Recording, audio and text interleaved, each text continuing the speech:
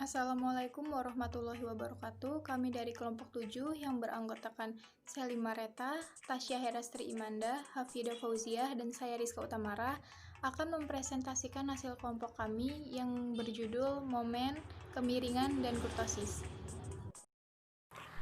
Rata-rata dari varian sebenarnya merupakan hal istimewa dari kelompok ukuran lain yang disebut momen. Dari momen ini pula, beberapa ukuran lain dapat diturunkan. Bentuk-bentuk sederhana dari momen dan ukuran-ukuran yang didapat daripadanya akan diuraikan dalam video ini. Yang pertama, momen. Misalkan diberikan variabel X dengan harga X1, X2, hingga Xn. Jika A adalah himpunan bilangan tetap dan R sama dengan 0, 1, 2, 3, maka momen ke R sekitar A disingkat MR aksen dan didefinisikan sebagai berikut. MR aksen sama dengan sigma XI dikurang A pangkat R per N. Untuk A sama dengan 0 didapat momen ke R sekitar 0 atau disingkat momen ke R sebagai berikut. Momen ke R sama dengan sigma XI pangkat R per N. Jika A sama dengan X bar, diperoleh momen ke R sekitar rata-rata, biasa disingkat dengan MR sehingga diperoleh MR sama dengan sigma XI dikurang X bar pangkat R per N. Kemudian untuk R sama dengan 2, maka dari persamaan tersebut diperoleh varians S kuadrat. Untuk membedakan momen untuk sampel dan momen untuk populasi, maka dipakai simbol sebagai berikut. MR dan MR aksen untuk momen sampel dan mu R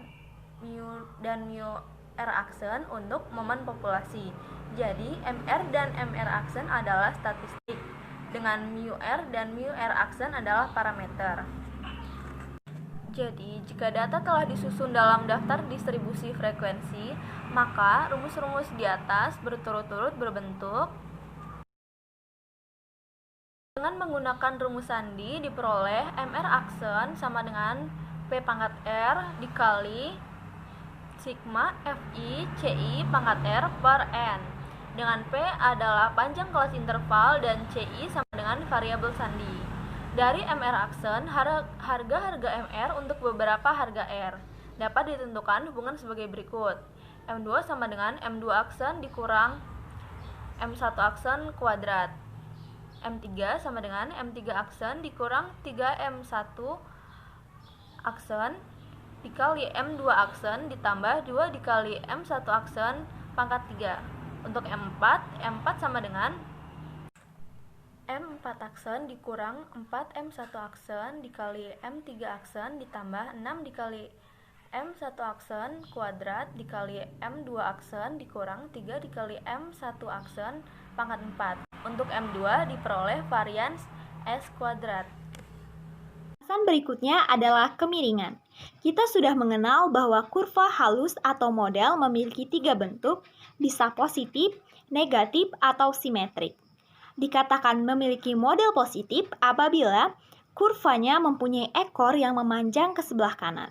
Sebaliknya untuk kurva negatif apabila memiliki ekor yang memanjang ke sebelah kiri.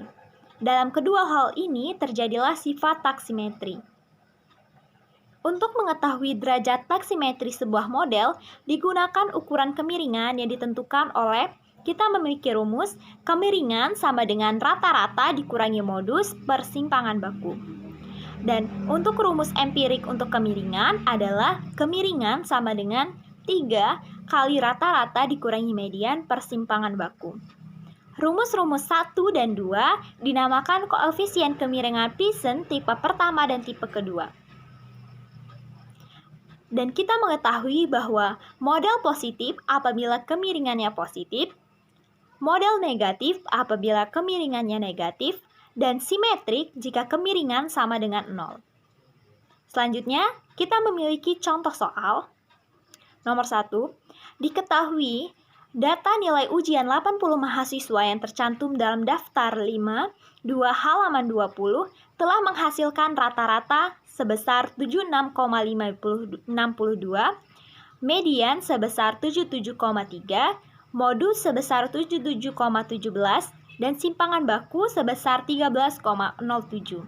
Jadi diperoleh kemiringannya yaitu Kita tahu tadi bahwa rumus dari kemiringan adalah rata-rata dikurangi modus persimpangan baku. Jadi, 76,62 dikurangi 77,17 per 13,07 menghasilkan minus 0,07. Karena kemiringannya negatif dan dekat kepada 0, maka modelnya sedikit miring ke kiri. Baiklah, materi selanjutnya adalah kurtosis. Kurtosis adalah tingkat kepuncakan dari sebuah distribusi yang biasanya diambil secara relatif terhadap suatu distribusi normal. Nah, kurtosis ini dibagi menjadi 3 macam bentuk. Yang pertama adalah leptokurtis, adalah sebuah distribusi yang mempunyai puncak relatif tinggi. Kemudian ada platikurtik, adalah sebuah distribusi yang mempunyai puncak relatif mendatar. Dan yang ketiga ada mesokurtik, adalah suatu distribusi normal yang mempunyai puncak tidak terlalu tinggi juga tidak terlalu rendah.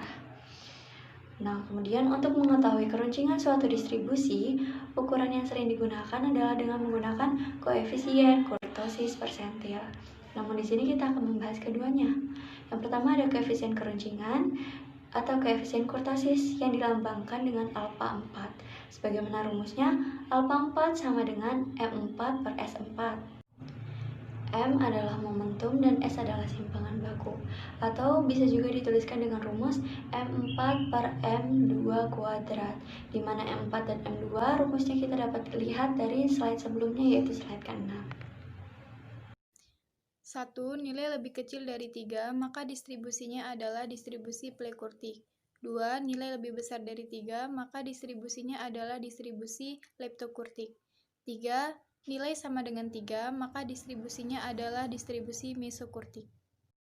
Untuk mencari nilai koefisien keruncingan, dibedakan antara data tunggal dan data kelompok. A. Untuk data tunggal dengan rumus yang kami sajikan, dan B. Untuk data kelompok dengan juga rumus yang kami sajikan. 2. Koefisien kurtosis persentil. Koefisien kurtosis persentil dilambangkan dengan K atau kappa. Untuk distribusi normal, nilai K sama dengan 0,263. Koefisien kurtosis persentil dirumuskan dengan K sama dengan setengah dari Q3 min Q1 per P90 min P10.